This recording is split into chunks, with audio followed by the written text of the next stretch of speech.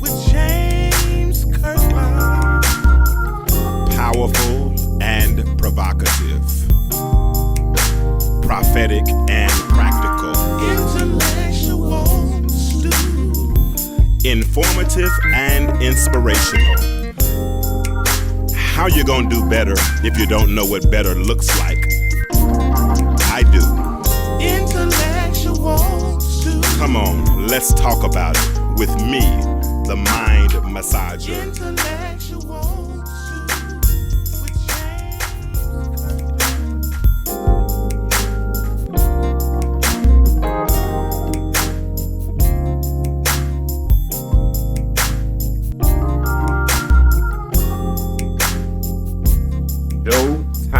Showtime. What it do? What's up? It's that time again. It's the time for the intellectual stew. Do me a favor, call a neighbor, call a friend, and let them know that James Kirklin, aka the mind massager. I didn't name myself that. I promise you that I didn't. I kind of acquired that name, and that's what we're going with. All right. So listen, we're back again tonight with another episode of the Intellectual Stew. Want to thank you all for joining in. I'm not alone. I got my sidekick. I got my homeboy. I got my partner. Yo. From Arkansas, from Pine Bluff. We were just talking about, what'd you say, soybeans and what?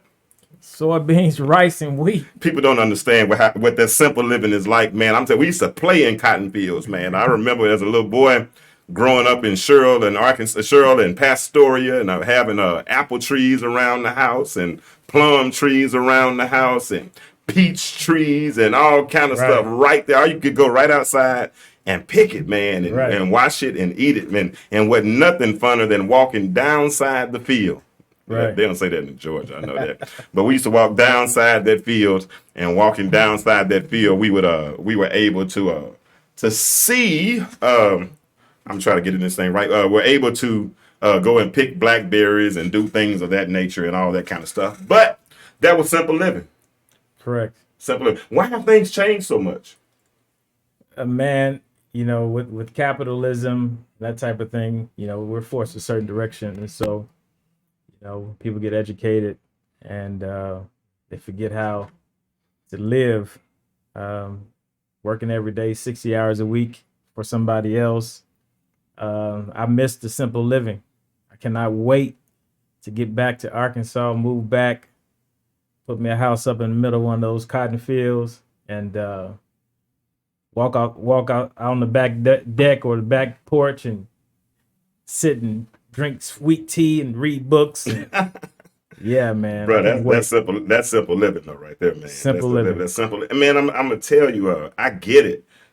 When I moved to, when did you move here? 2006, 2005. 2005? Mm-hmm. Okay, I moved here in 1995. So moving here, things definitely were so different. Man, I'm gonna tell you something. It took me almost 3 years to figure out why I couldn't watch the end of Monday Night Football. Because we changed time zones. So I was in Central Time Zone for 22, 23 years. Then I moved to Eastern Time Zone, and games that used to go off at 10 and 10:30 are now going off at 11:30 and 12 o'clock. Right. And I couldn't, but my point is, life changed, man. But when you talk about that simple living, I can remember a time when my pops would come home, had time to get home after work. Right. And then when he'd come home after work, he would change clothes, go in the backyard, work in his garden, or cut the grass, or bust up some wood, or do whatever he did. But he couldn't wait to get in the house and then go outside and do some more work. Right. Well, man, but now living in Atlanta, you're lucky to get through traffic if you got a corporate job, and to get home by 6:30, 7 o'clock. And if the kids play basketball or baseball, you got to go to practice, and most times you don't even get a chance to cook because you got to stop. I hate Zach's. I'm sorry, I shouldn't say that. I hate certain restaurants now because I had to eat so much of those restaurants with that travel ball and cheerleading and softball. You know what I'm saying? Because we just didn't have time to cook. Correct. But that hustle and bustle. And I like to let these conversations flow. I like the fact that you and I can be organic. Right. But that hustle and bustle it's such a strain on a relationship, Oh, right? definitely. And so that strain, if there's not enough strength, you know, Right. to support, there it is. If there's not enough strength to support all of the shenanigans, because I want to stay with S's. I'm gonna try to keep it alliterated right now. If there's not enough strength to support the shenanigans that exist in relationships, then the strain Right. will cause us to separate. Does that make sense? Correct. Yeah. And so because we don't have those help, because we didn't do that growing up, man. I mean, if did you play sports in school? Yeah, on and off. Yeah, I was in trouble a lot as a kid. So You? yeah, so I would play sports. Mama, if I do something wrong, she'll take me off. Won't let me go to practice for a week. So What'd you play? I play football, play baseball mainly. Yeah. For what school? Started Southeast, played Jack Roby, Okay. Pound Five, on and off. And but I was a musician as well. So most people know me as a musician. Very gifted as a musician growing up as a young child. So Gotcha. yeah. Well, we didn't. We made a choice that we wasn't going. We weren't going to punish our children with baseball or softball. You know what I'm saying? Because Right. we were trying to get somewhere with that. So if they got in trouble, we would punish them with something else. You know what I'm saying? Right. But thankfully they never really got in trouble. So that was a good thing as it relates to them. But so talking about those relationships, because and man, wasn't it strange last time we talked that the lightning came? Yeah, when we got to the good part, the lightning kicked us out. So I don't even remember what we were talking about at that particular point. yeah, we were in relationships, but we had shifted over to Pine Bluff and Black Wall Street, and then things kind of went south after that. Did you want to continue that, or did you want to move into that relationship? Yeah, we can go to relationships, man. Okay, because I'm gonna take. How long were you married? 15 years. Woo. So you got in 15. I got in 20. I got in 20. You're 44, 45? 44. 44. So you got married at 29? No, a little bit earlier than that. 26, something in that range? Yeah, 25. I was 26. So it's almost like My math is kind of off too, I think. mine ain't never off. I don't know my math. I can count now. That's one thing I can. I can count and I can add. Now you might get into all that calculus and all that kind of stuff. I don't remember a whole lot of formulas, but I can count and I can add. But I was married right at 20, right? Right. So imagine doing a 20-year bid. You doing a 15-year bid, right? And we're in relationships. We're married. We got kids. We're doing this familial structure thing. You know what I'm saying? We got the two. We got the house, the car, the 2.5, the car, and the dog. Some of us got the dog, right? Right. And then after that whole world is shattered. Whether it's good, bad, indifferent, why you split, that's neither here nor there. Right. But now you find yourself out here in a brand new world. Man. And dating has changed. Kat, Right. let's check this out. When I got married, I'm a little older than you, but when I got married, there were barely even cell phones. Right. Same We were here. still doing AOL, Kat. You know what I'm saying? We were still doing dial-up at that time. Wasn't no, what we got now. Wasn't no internet but it was a different time. Right. So there wasn't no what's called online dating. It wasn't none of that kind of stuff. You had to organically meet somebody at the mall or Right. meet this young lady at church, and you were forced to have a real conversation as opposed to being whoever you want to be behind the internet bandit, behind a keyboard, a keyboard bandit or whatever. Because anybody can be anybody they want to be behind a keyboard. Correct. But when it comes time to really have a real conversation, you know what I'm saying? And most times, me personally, I don't like wasting my words. Yeah. So I don't just talk to anybody. Right. You know what I'm saying? So how I mean, I know you're dating, and I guess I ain't gonna put your business out there. My bad, shawty. No, we good. Yeah. How was that transition? Was it easier because you dated somebody that you knew from home, or what? I don't know if y'all knew each other at home or not, but Right. did any of that play as a factor as far as meeting new women? Yeah, I mean, dating is hard in general, man. Like, I mean, especially when you've been in a long-term relationship. So, and then here in Atlanta, when I got enough nerve to date or try to date again, it was tough because, like I said, you know, everybody comes with their own agenda. Mm-hmm. You know, trying to break down walls, trying to figure people out, and then you have other factors. You know, are they a real woman, or were they born a man? I mean, it's a lot of stuff that goes on. So, I really right there. I kind of needed a sound effect. Right. I really needed. I don't know which one I would have used at that particular moment, but I kind of thought I would have used. I mean, these are things that we have to think about. They are. Right. They are. Things have changed. Right. So what happens is, you know, you get somebody like me that's been out of the dating scene for years, over a decade. What happens is, man, it's really tough to get back in the swing of things, and then you get back into the dating game, and you know, it's very heavy text messaging, and I'm used to having real conversations, right? And so, so you're meeting women that like the text message a lot. I mean, you were. I'm not now. You were. Let's fix that. I'm sorry. Well, yeah. So you know, you meet people, man, and you start out trying to have a conversation, but a lot of times, man, because of life, people are busy. Professional people, they work a lot, you know, and the ladies here in Atlanta, man, they're out here, they're getting the bag, you know, so, you know, they're not sitting at home and watching TV. A lot of these ladies out here, they're highly successful ladies, and they're working a lot. And so a lot of times conversations will resort to text messaging. And so it's difficult because a lot can be lost in the text message. Things can be taken wrong in a text message. And so the reason I asked that is because I'm a part of a group on Facebook, a singles group on Facebook, right? And I get to hear a lot of their thoughts. I say complaints, but they might not be complaints, but I get to hear a lot of their thoughts, right? And when I hear their thoughts, like one of the biggest things they say is they say men text message too much. They say we text too much. We don't want to have an organic conversation. Right. Men have trouble. Men have problems communicating. Right. Men don't do this. And so one day they were, they asked a question in the group, and it was like 10:30 a.m. Right. And so all of a sudden, all the sisters started saying something like, "See, ain't no man responding. I don't know why we do this. Men don't never respond no way." And this just kept on being negative. And this was my response. Let me say, because I know you're about to say that, but this was my response. I said, "Well, sweetheart, what if he drive for FedEx?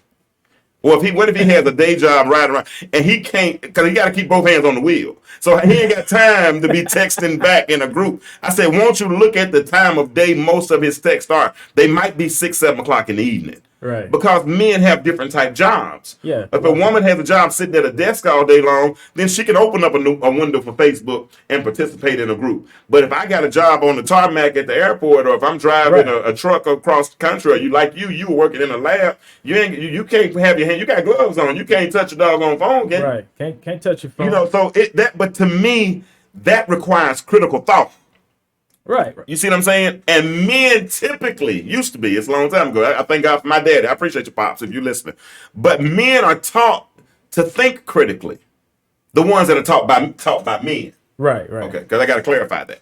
Right. Okay. So the thing is, man, like, you know, men do have different types of jobs. And so, you know, you work in a production environment, you can't have, just for just basic GMP or GMP, good manufacturing practices, you cannot have your phone in certain areas, or you can't pull it out. They may let you have it in your back pocket, but you can't pull it out. So you can't text or respond immediately, or you may be working, you know, in another type of production-based business, and it's just inappropriate to have your phone out. It's just, you know, it depends on what kind of job you have. But I think a lot of times ladies can be overcritical because men don't, you know, respond when they should or fast enough.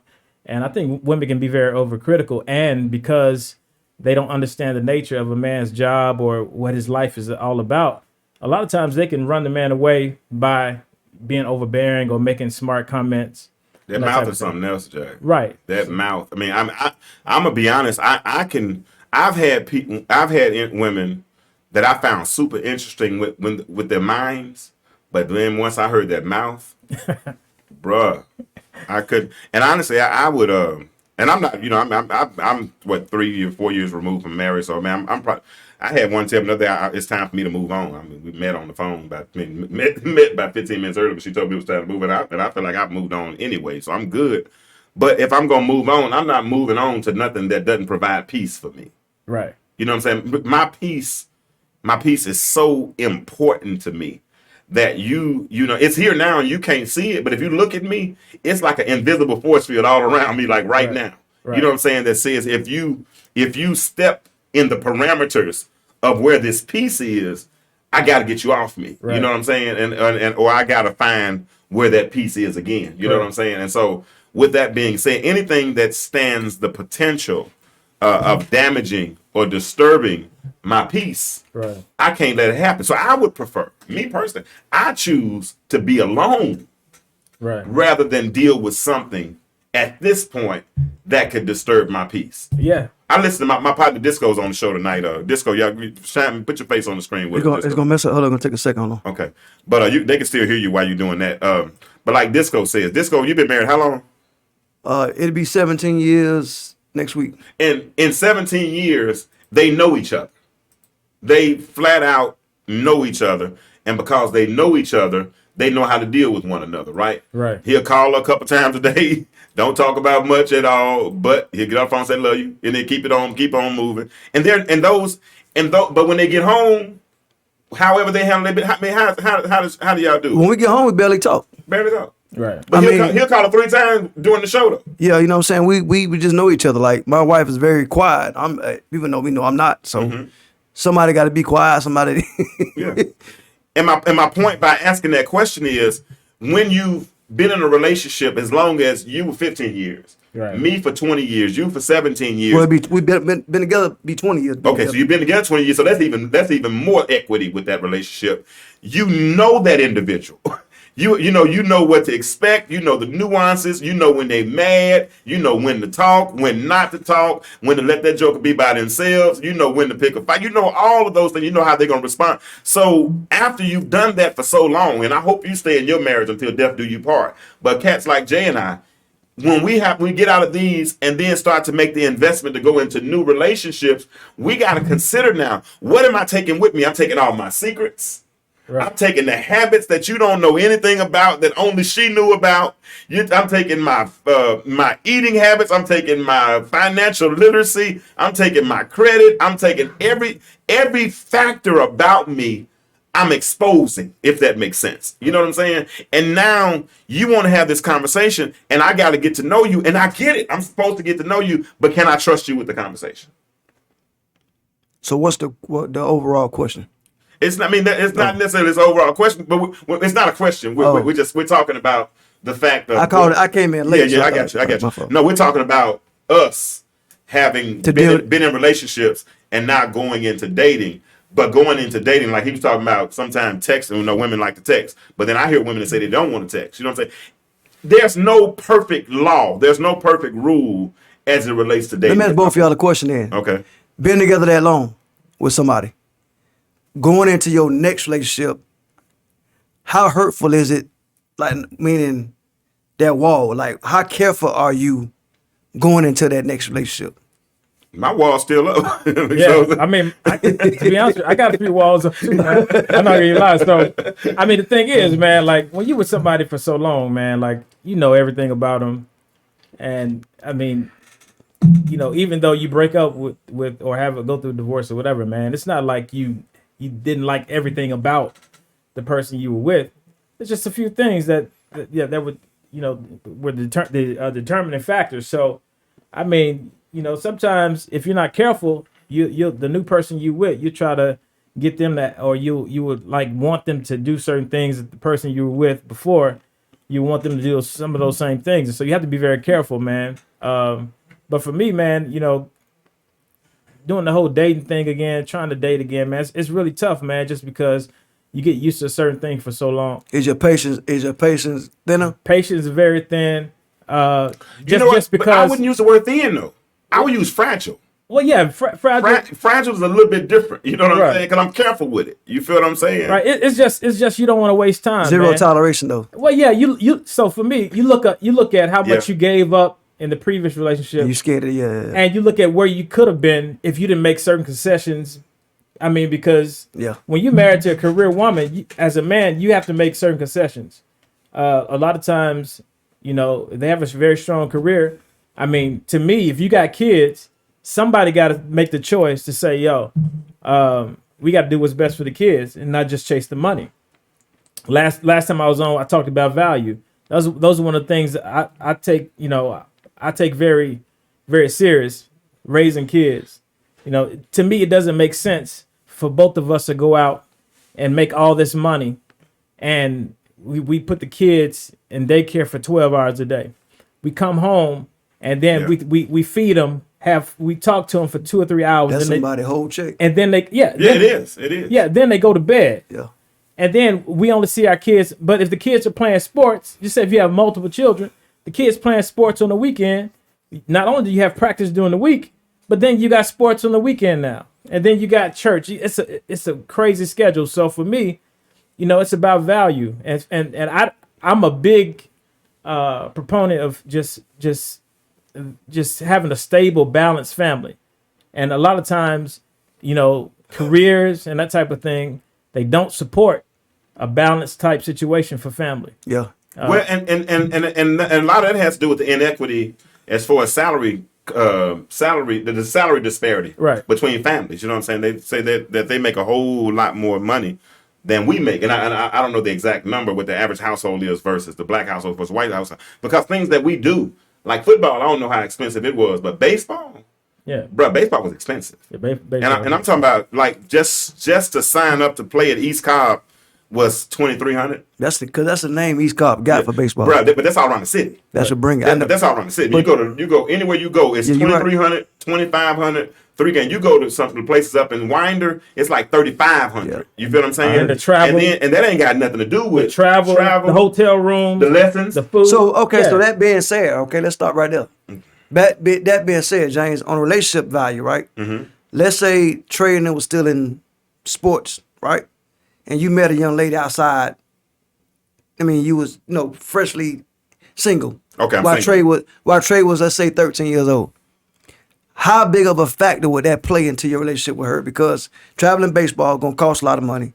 You got to be involved a lot. So how can you have a relationship? Bro. Like, how did you have a productive marriage with all that going on? You neglect it. You know what I'm saying? This is good. They have, you got perennial flowers and you got annual flowers, right? Perennials, you got to plant them every year, right? But annuals, they going to come up regardless because you planted the seed one time. So when you have a marriage and you have all these things going on, those flowers, you just assume they're going to come every year. It's a different type of growth, but they come. And the flowers are pretty. Because when people see us in the pictures and see us at the game showing up and everybody looks good and, driving a new car and all that, but they don't see the emptiness because you're not taking the time to cultivate the real relationship. Does that make sense? Yeah. Because in order to really make something grow, that means that you got to nurture it. That means you got to put some fertilizer on it because fertilizer serves a purpose, right? Then you got to put some water on it. And then the water serves a purpose, right? And then there's certain things that only, vitamin D, that only the photosynthesis and the sun and God's hand can do, right? And so you got all those things going on at the same time. And that's what's producing what you call healthy growth. Right. But if you only let annuals come up every year, because dandelions are annuals. Some weeds are annuals, and they come up every year. So, and if you don't know the difference, was that good? You like that? And so, if you don't see the dandelion, I feel like going to plant a garden. Yeah, but guess what? Stuff come up that you don't even plant. Stuff will come up in your garden that you don't even plant, and it comes up every year. Yeah. And if you don't take the time to prune that stuff out and make your garden look as pretty as it's supposed to be, but your garden got to understand the flowers getting in it. What I'm saying is, like, your wife has to know what comes with that. Oh, no doubt. You being a coach, you being involved, right? And so it's already expected. So like my wife know I've been coaching football 20 years. Right. So that's how she met me. Mm-hmm. So she know Monday, Tuesday, Thursdays, Saturdays, what's going on. Right. So we always plan stuff on a Sunday, or on a Wednesday night. So that's how I guess knowing your partner. Oh no, none of that was wrong. Yeah, okay. All that was right. Uh-huh. That was good. Okay, let me ask you something. Go ahead. If you want to build a house, or do you want to build a strong house? Strong house. Okay, so the house was cool. Okay. It had 4 bedrooms, fenced in backyard, 2-car garage, all those things. But it was made out of paneling. You want something that's built out of brick, out of mortar, something that's strong, but that requires cultivating what you're building. Does that make sense? So when you cultivate what you're building, and now watch this, as the man of the house, priest, provider, protector, all those things, it's my responsibility to produce and nurture an environment for their healthy growth. I failed. And so I just had a house. I didn't have the healthiest house. I didn't have the strongest house. Where'd you fail at? So many areas. So many areas. I didn't cultivate the growth. Growth happens. You grow up, you grow together, you grow apart. You grow regardless. But if you don't manage the growth and say, I let us grow apart instead of growing together. Because of the activity? Chasing other things and not making sure I had the necessary what give me the word. Well, my terminology is you ain't take care of home first. No, I definitely took care. Okay, I took care of the semantics and the symptoms of home, but I didn't take care of her. Oh. Yeah, Right. I didn't take care. That's a good That way to look at part. it. Yeah, Yeah, I that didn't take part. care of her. That's the part of it. That part. Yeah, and a lot of times, man, like men fail to take their wives' needs into consideration, right? And so you may be with someone, they may be, like I said, career driven or whatever. I mean, you got to support them. You know what I mean? And so even if it takes you taking a step back to make sure she's happy, she gets what she wants, that's fine. That's all a part of being a leader, great leader, good man. That's it. The same thing you would do for your children. I don't think people really understand how many sacrifices the new man makes in his life. Things are a lot different than when my grandparents would come. My granddad didn't have to choose how many hours he worked, or compared to if the family is going to be taken care of, whatever. The new career woman, I mean, she wants to work and get the bag too. Yeah. She's not gonna sit at home and wait on you and trust. Nah, she went to college. She gonna go get the bag. And so the new man, what he has to do, he has to make a decision. He has to say, okay, great. We got to create balance. I think a man's job is to create balance in the house. That's what our job is. Women do a great job of nurturing and that type of thing. But what a man brings is balance to home. You know what I mean? And so a man, he brings balance to home. And so I think what happens. Make sure you put the emphasis on that. Yeah, man. So I think what's missing nowadays. I'm agreeing with you. I'm not. Right. Yeah. Yeah, I'm just saying what's missing nowadays, man. In houses, we just don't have enough balance. Well, there's a reason for that. You think it's because of communication between the couples? No. I think it's mainly because of the new woman. It's the new woman and the new man. She's evolving, right? She's evolving. I mean, she's not, and that's okay. Yeah. So if you, I'm willing to bet if you ask the average woman about, her aspirations, the first thing will probably be career driven type, no doubt, results or answers. You know what I mean? Very few. I really believe that the number one goal a lot of times isn't to be a mother, I almost said homewrecker, but I mean homemaker. Jesus, y'all trying to get me censored on this show. Yeah. Listen, that was Jay talking. That was not me talking, y'all. That's what y'all know. So you know what I mean? Just because, man, we live in a capitalistic society, right? And everything is success is based on what you have, and yeah, it's based on what you have and not necessarily value. Yep. So I can listen. I lived in some great houses. We drove, very expensive cars and that type of thing. So what? But guess what? What I really wanted and what I really worked for was value. You know what I mean?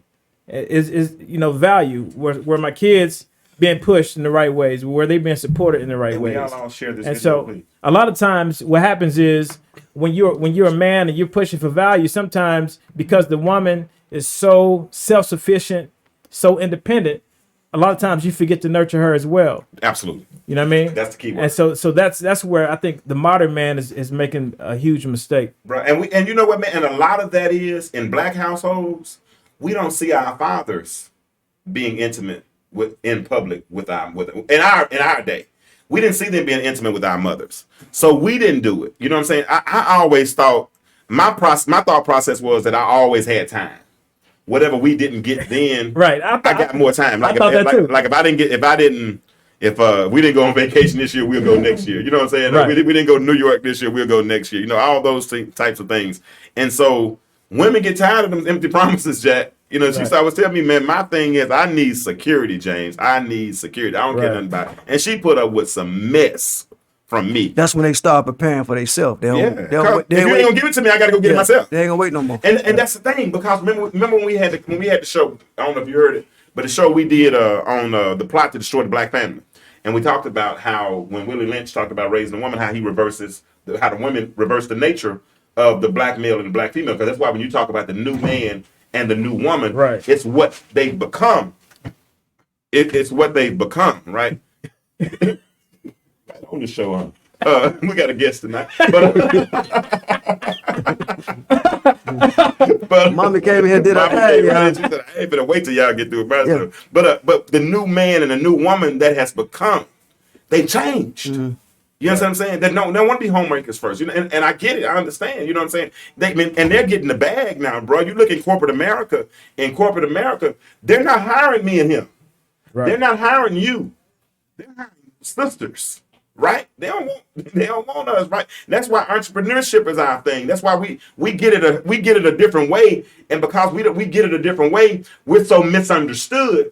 And because we're misunderstood, then we're called lazy. But we think differently. Yeah. We are called lazy because we want the new black man. He wants ownership. He wants equity. He wants control. I mean, because he knows that's where the freedom is for his family. Yeah. Right. It ain't going to work at corporate America, clocking in. We want ownership. We want equity. We want control. We want to be able to pass down something to our grandchildren. A man does. A real man does. Like for instance, my family. Like when my granddad died, listen. We got stuff passed down to his grandchildren and great grandchildren. They can eat from or be a part of. And so that's what I was taught a real man was. Yeah. But in this new day, man, like I said, you know, with white capitalism, because I'm gonna say it, white capitalism and that type of thing. Listen, man, it's destroying the model of, because at the end of the day, whether we want to believe it or not, you know, we're still the worker bees. Yeah. We're still the worker bees. No matter how much education you get, you're still the worker bees if you don't own it. Yeah. Right? Yep. And so all I'm trying to do is get to in a position where I'm working and I'm able to hire my children, pass that down to them, whatever they can. If they want to sell it, they can sell it. That's what I'm trying to get back to. And so I don't think that's the same mentality that most people have, females have, when it comes to, you know. And that you made a excellent point, because what that entails is partnership.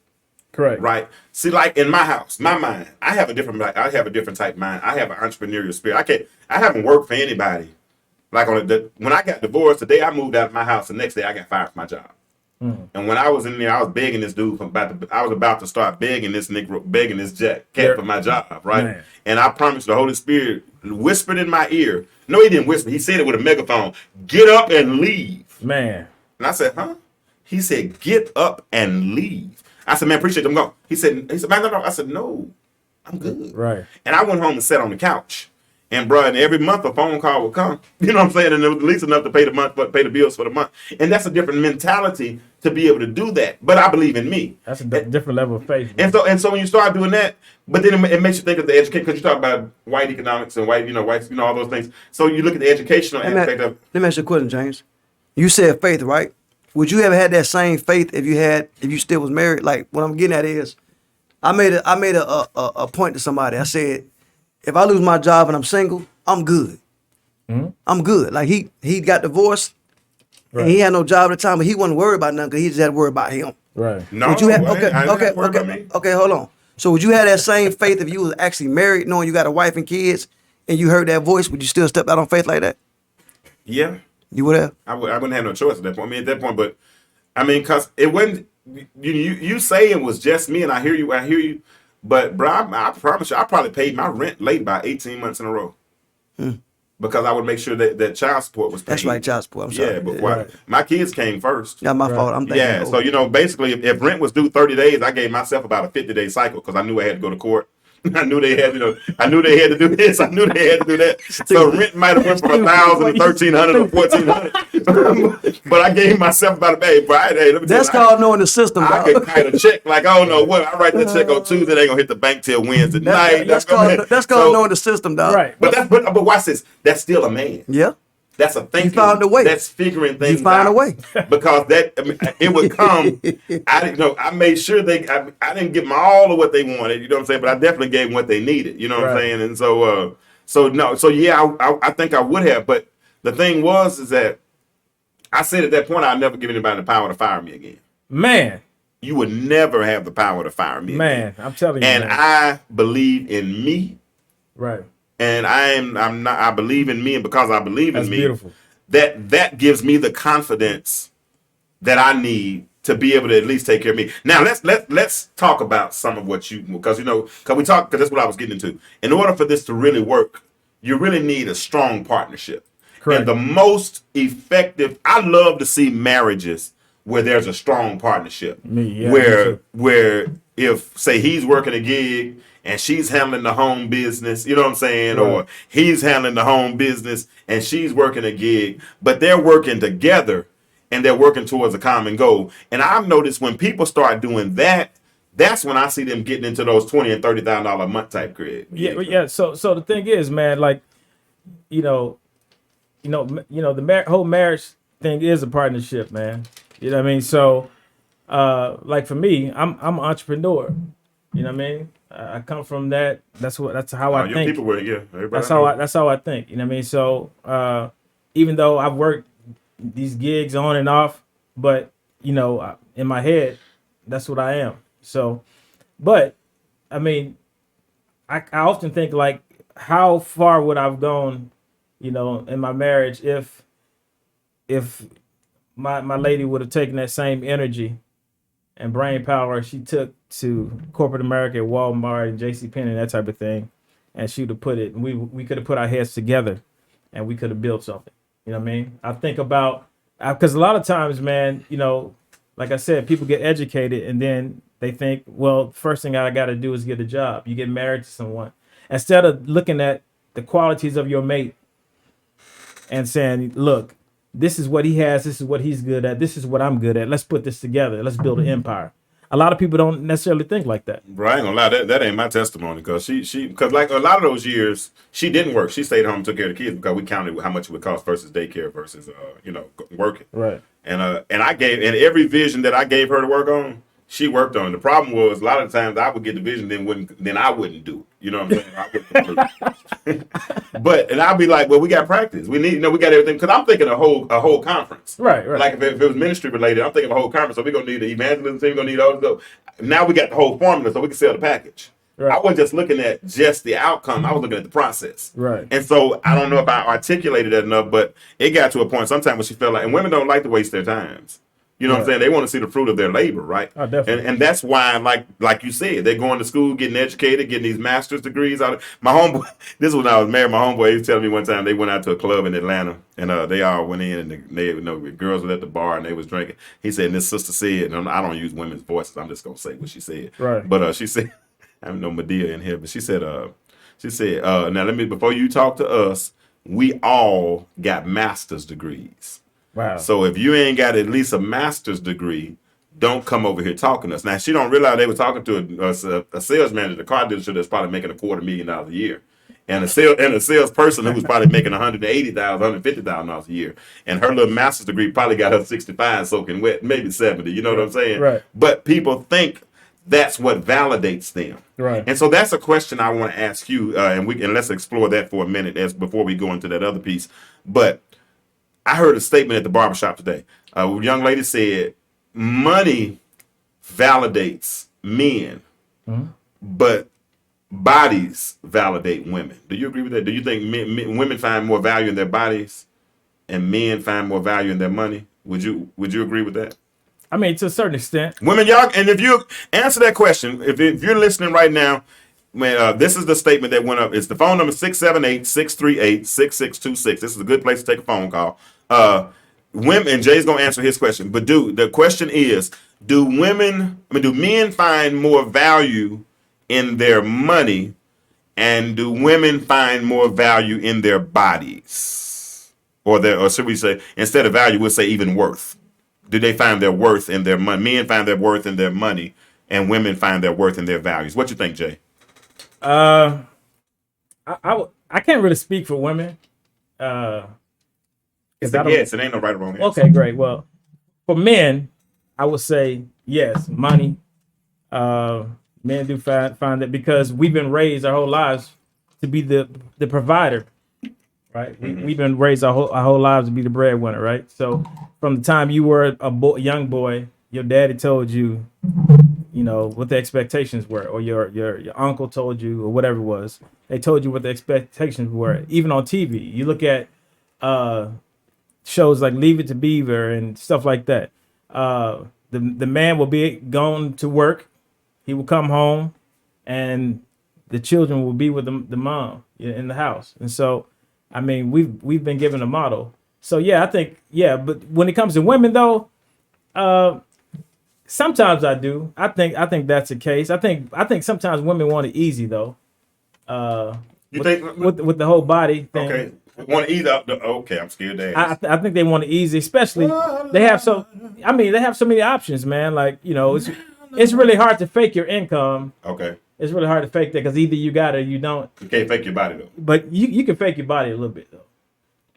You can fake your body. You got all these contraptions you can put on, and I mean you can do like I'm singing this gospel song because I'm scared to get into this conversation right now. No, I'm saying you can get liposuction, all types of stuff, man. Get the things that come off your eyes. Eyelashes. Yes. Yeah. Those So yeah. those. I mean, yeah, you could. I think they put a lot of emphasis on their bodies, you know. But you know what? It's changed. Because when we were like 15, 20 years ago, we have a lot of people now who have confidence that didn't used to have confidence like that, though. Right. Well, and then what's acceptable has changed as well. Exactly. Because the bar has been moved. So has the bar been moved up or down? It's been moved down. when it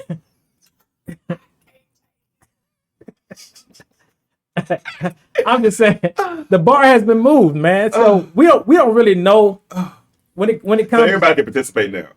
Yeah, anybody can participate. There's no exclusion. It's all inclusion now. Listen, man, and we laissez-faire. Do what you want to do. What you like. Do what you like, and just call it beautiful. And call it beautiful. I mean, you have like the Lizzos and that type of thing, and I ain't trying to body shame nobody. That's not what I'm doing. But I'm just saying. But anybody these days can call themselves fine and say put emphasis on their body is because when it comes to women, a lot more things are acceptable these days than it was, previously. What happened to grandma? Huh? I think what happened to grandma? Because grandma would tell you take your butt back in the house and change clothes. To my big mama. Yeah. Right. What happened? Because my mother would be like, "Well, baby, what do you have?" Boy, I remember my grandma was a beast with an extension cord. Yeah, man. She was a beast, but I thought she could have used that extension cord like a lasso. I mean, for real, she could have been on any Western. I mean, because the way I saw her hit some of my aunties, I ain't gonna lie to you, Jack. Because some of the stuff that I see some of these women walk out in public with and all those types of things, my grandma would have beat them under the bed. Right. Well, I mean, we from a different era. I mean, our grandparents didn't play those kind of games. No. The new grandparent, they're a little softer. They have to be, man. Them people call the folks on you, man. And then you have defects or whatever they call it at your house. But you know what, man? I'm gonna lose your job. I'm gonna disclose something tonight about my children. I got 3 that I raised at home, right? Out of all 3, I might have whooped them 4 times total in their whole lives. I didn't have to. Yeah. Because I talk to my children. I can look at them a certain way.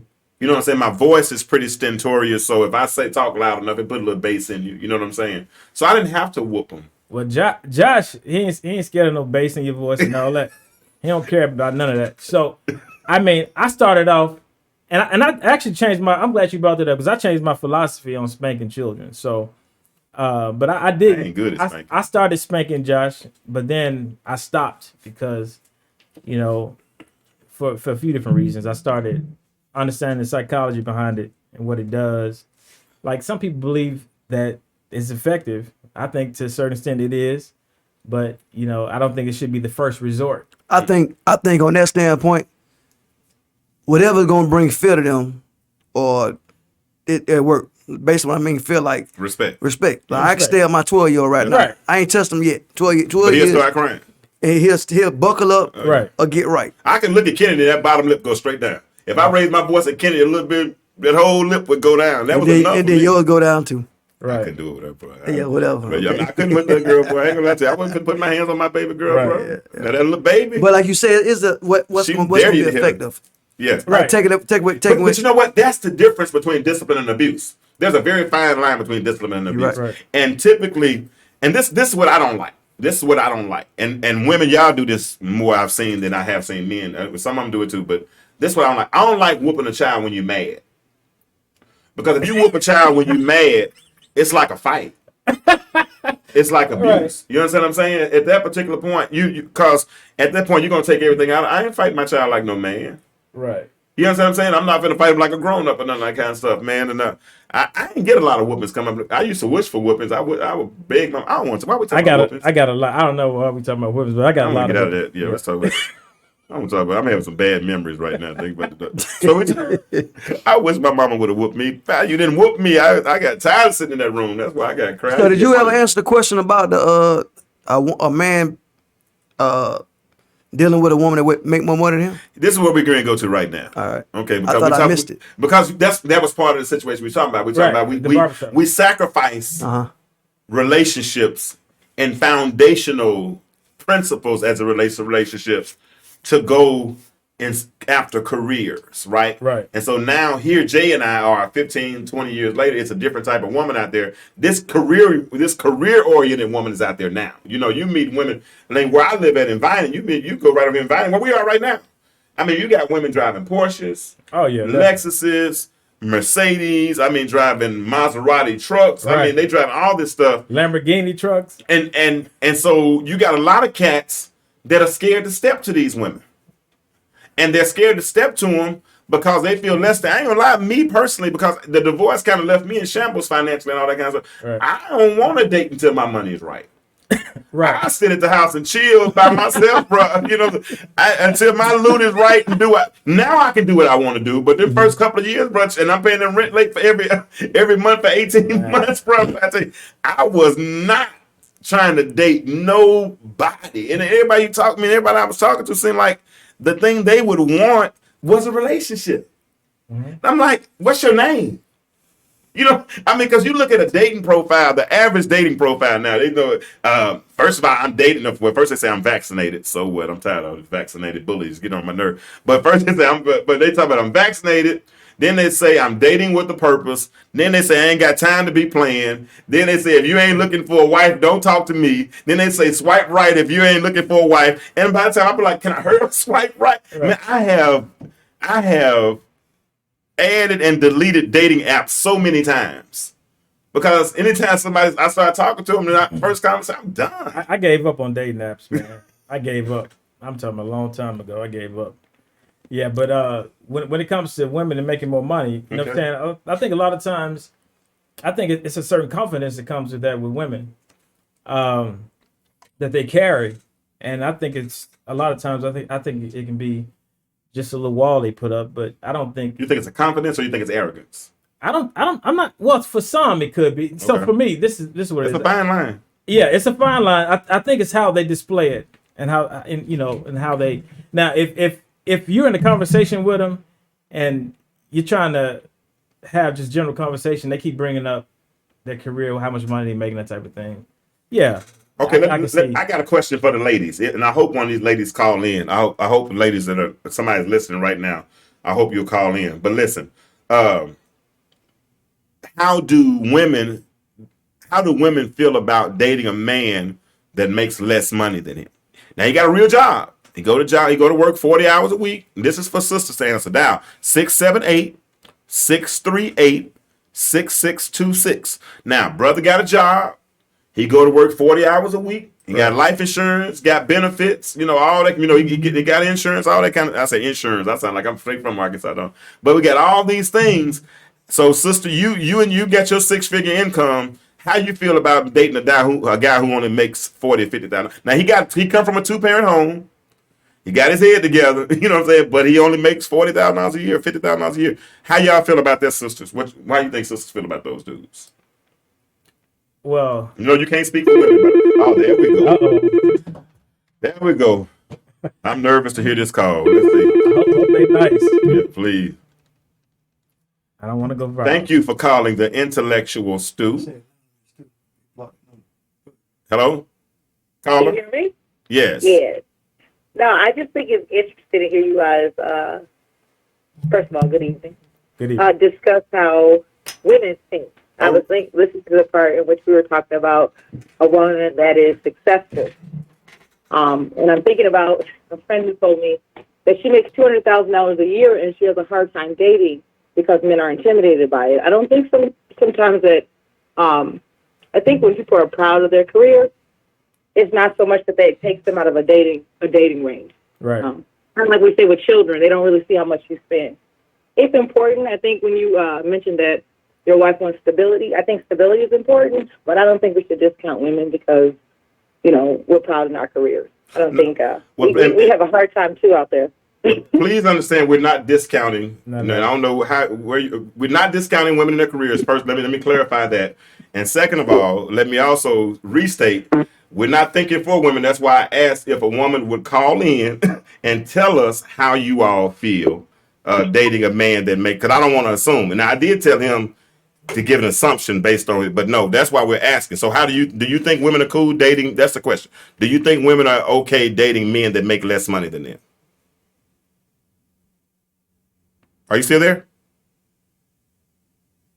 All right, next person. Okay, did she hang up?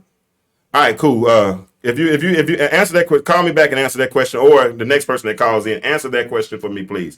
Are women okay dating? Because I don't want to think. I'm assuming. I'm gonna let you know that right now. I am assuming. I don't know for sure, but I want to know what women think. Do women think that it's a problem, especially if you're a 6-figure woman? Are you cool dating a man who makes less money than you make? So let's now, Jay, are you okay dating a woman who makes less money than you?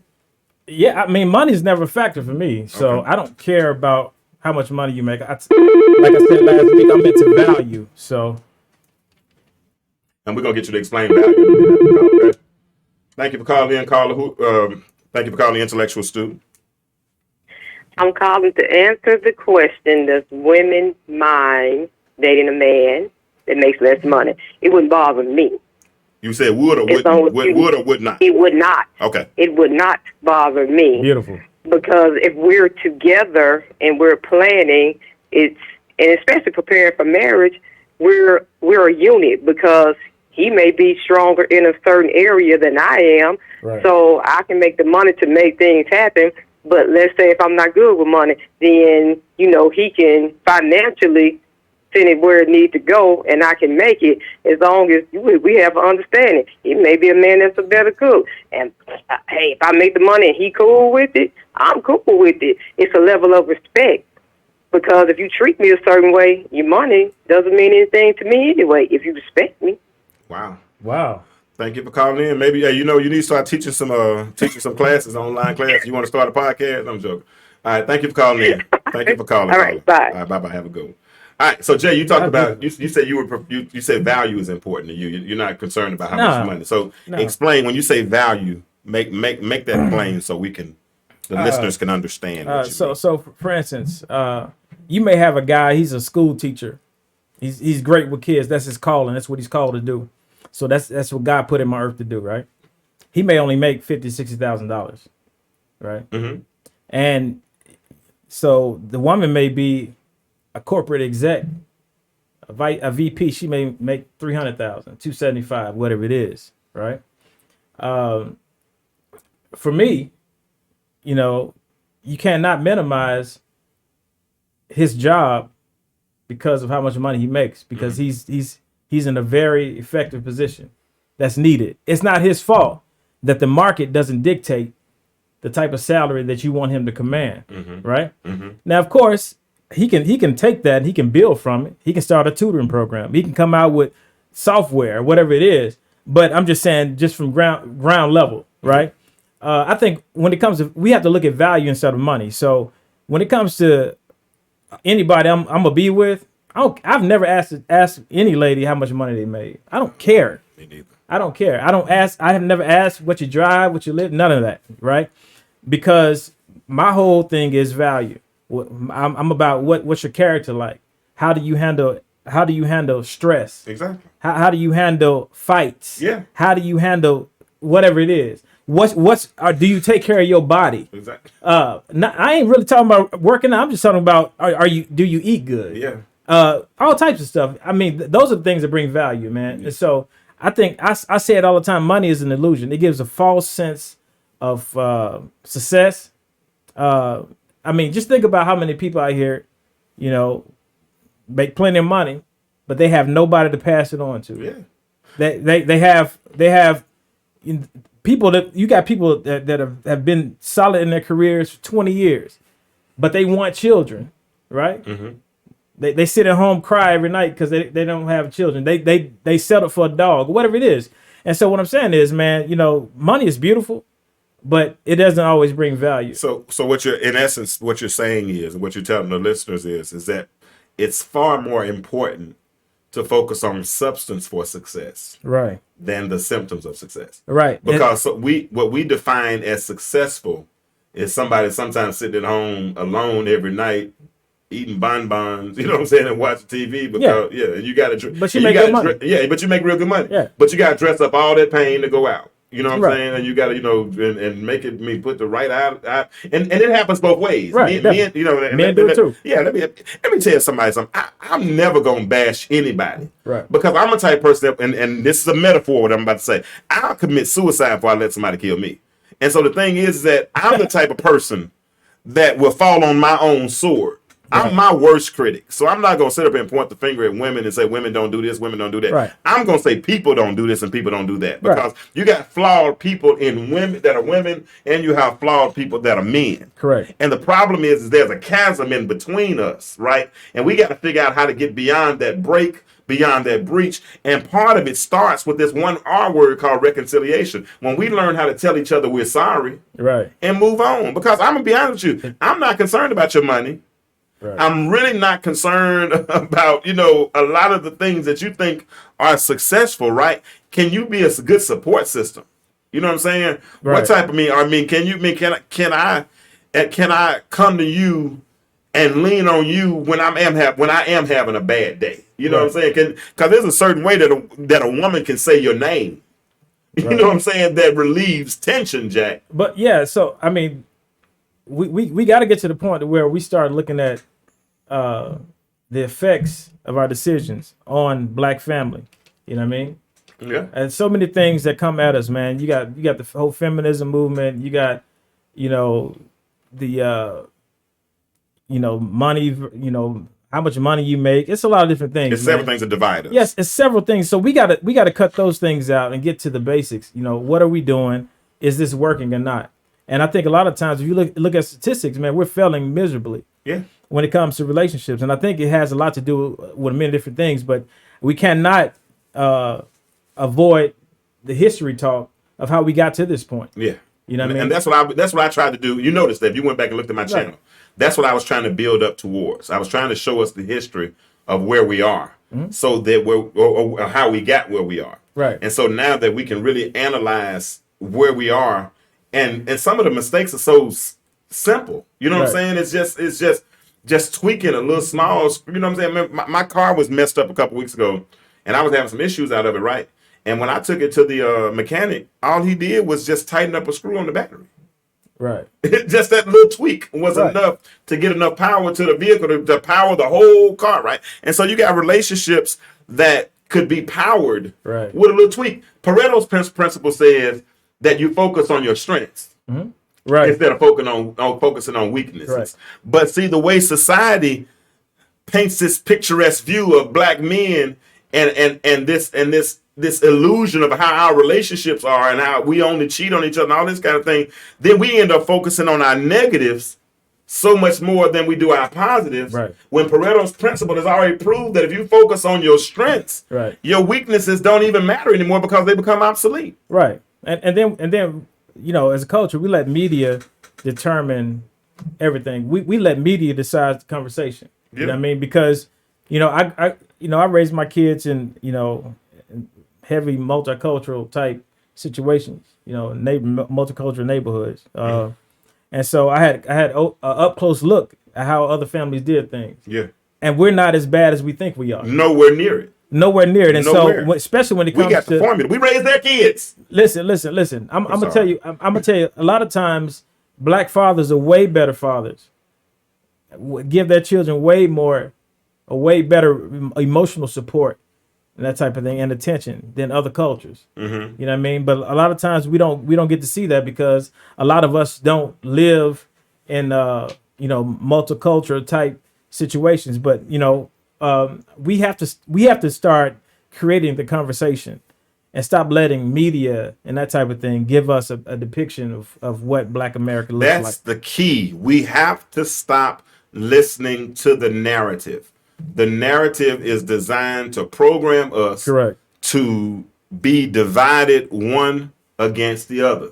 And we start hearing things that we didn't even say. Right. I ain't say nothing negative. You know what I'm saying? Right. We start hearing things because we have filtered hearing, and sometimes we don't listen through a certain thing. You know what I'm saying? We're so busy listening to respond. Correct. Instead of listening through and really listening to the content or the context. You know, that's something we really got to work on, and I think that will start to fix. I really wanted to deal with this whole conversation more tonight about why men don't approach so-called high-value women. Right. And I think we need to continue this conversation. Yeah. Within the next couple of weeks, we got to jump back on this conversation some more because we actually had an article that we were going to look at in Essence magazine where there were some women that were relationship coaches, and they shared some of the challenges as it relates to why their clients who were men were saying that they didn't want to approach high value women. And I ain't gonna lie, it sounded weak as well. If that's the kind of cats y'all got to deal with, Oh, man. there's some simps out here, Jack. I got mad. I read the art. I got mad. I was mad. This I know it's time for us to go. When you turn the music on, okay, we good. Okay, cool. But yeah, they went straight to the source, man, and they were saying some of the dumbest stuff, like black women don't seem as fun. Now, sisters, before you say we said this, We didn't say that. we did not say this. And look at my shirt. What'd you say? I love you, black woman. Yeah, we didn't say this. Go to eansteam.com. Eanes, EANSTEAM.com. Right. He's my classmate. Go buy a shirt. Put it in the chat. Okay, but Leah, we didn't say this. This was a woman who's a relationship counselor who has been talking to men and asked the men why they didn't go after high-valued, high-earning black women. And someone, you can help me go through this, but one of them said that black women, because she said we, don't seem as fun. That's so, never mind. What you think about that?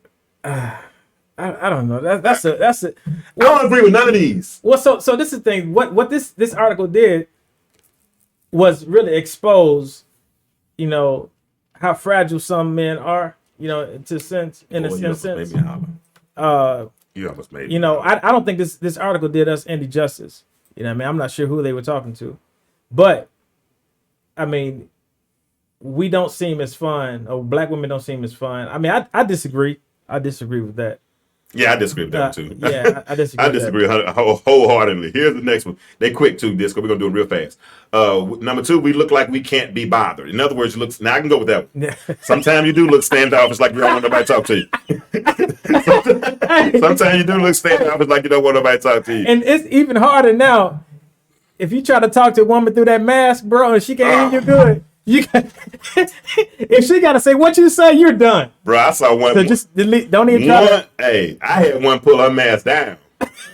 And it looked like a firecracker exploded in her mouth, Jack. I was like, I would not have talked to you if I had seen that mask up front. And she might not talk to me either, though. You know what I'm saying? Because I'm not saying I'm that dude either. But, bro, she scared me when I saw that mask come down. So we look like we don't want to be bothered. This is the next. This ain't but a couple. This is on essence.com. Yeah. It's a pretty old article. Some of them say we don't offer enough support.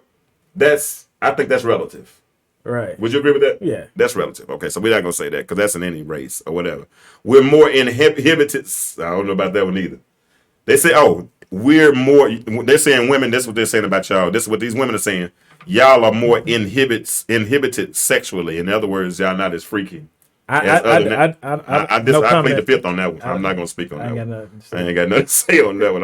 Whatever. Okay, that's his experience. I ain't got the experience. Everybody ain't got the same testimony. In other words, women want what they want. Now I agree with that. Now that could be a problem. Yeah, that could because they got a list. They got a list, and they don't. If it don't come that way, and then it ain't, 6'1", right? And I'm 5'9". Yeah, me. Yeah, 6'1", 185 pounds. Right. Got some. It used to be light skin with curly hair. All that kind of. I ain't got no hair. So I agree with that one. Okay, so we want what we want. Well, and so. I mean, to piggyback on that, like when you want what you want, that's cool. But a lot of times that can be tied to your own emotional type connections, soul ties or whatever. So I think you got to be open with your options. Give folk a chance, especially if you had a lot of bad luck with the same type of guys. Like maybe switch it up a little bit and give the nerd a chance. Yeah. Right. Yeah, but the nerd is winning. They are now. Bro, the nerd is winning. I saw a cat the other day driving a Lamborghini. They winning, man. He's a nerd, Jack. I ain't gonna lie to you. I promise he got laughed at in high school. But other one is our friendliness is, you said y'all's friendliness is often misunderstood. So in other words, if you're friendly to a guy, he assumes that you want him to hit on you. That's relative. That goes both ways, That goes both ways, because too. I've been friendly to ladies, like trying to just show chivalry, man. And open they doors. think you're trying to holler at them. Yeah, think you're trying to holler, man. I'm not. I'm not trying to holler. I'm just being nice. My mama taught me to be nice to ladies. Said that the other show. I'm not. Yeah. I'm just because I speak to you, and I'm not. That don't mean I'm trying to holler at you. Because if I was trying to holler, I'd tell you I'm trying to holler. Me too. It'd be very obvious. And you know what? And I find more people in relationships where nobody. It used to be a time we at least say, "Will you go with me?" But now you don't say nothing. You've already been indoctrinated in a relationship. Yeah, How that work? You know, when you put the music, I'm gonna wind it down.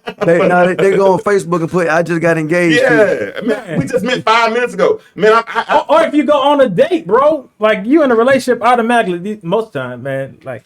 Man, I had a chick one time tell me on the first conversation, she asked me would I be a +1 at a wedding, and then all this other. I'm like, "What's your name again?" Because I didn't even really know her name good. You know what I'm saying? And she wanted to go from 1 to 10, skip 2 through 9, all that kind of stuff. I think that's relative, though. That's relative. Yeah. It is very relative. And then this last one, women put the pressure on. Hey, we're gonna continue this conversation. Cool. Because we're a little over time tonight. Thank everyone who listened in tonight, who tuned in. Jay, thank you for hanging out, bro. Sir. You are going to be a regular contributor on the show. You'll be here more often. I'll let you know what we're going to do next week. I think I'm going to go back into the eyewitness accounts through the educator piece next week. I'm trying to keep some variety here.